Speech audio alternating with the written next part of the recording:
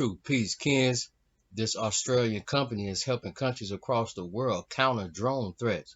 Man, peep the slang. I don't know how this got past me, but check that big thing out, man. Oh yeah, man, peep the slang. Oleg Vornik is a local CEO with a broad global view. Prior to the coronavirus pandemic, he was spending 6 months of the year traveling the world to sell his company Drone Shield's counter drone technology to Australian allies.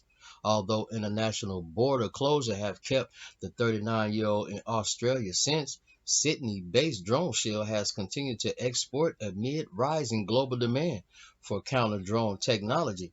We are dealing with a new class of a threat, which is very dangerous, he told SBS News. Oleg Vornik, with one of the counter drone devices, SBS Sandra Full-Loon, commercial drones are readily available, and authorities across the world fear terror groups could modify the devices as weapons against military or civilian targets.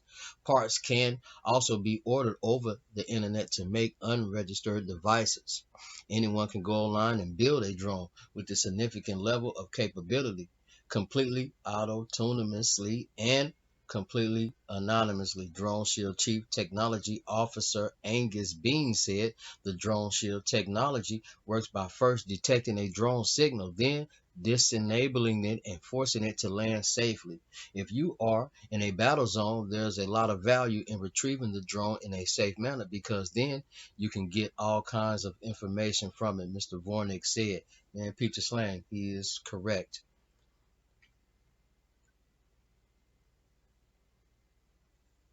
Man, Peter Slang, Angus Bean with a homemade drone.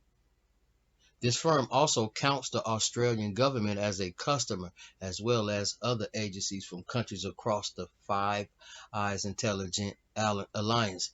This week, federal budget increased security funding for Australia's National Spy Agency with a 1.3 billion allocation over 10 years aiming to help it identify and respond to threats in a more complex security environment.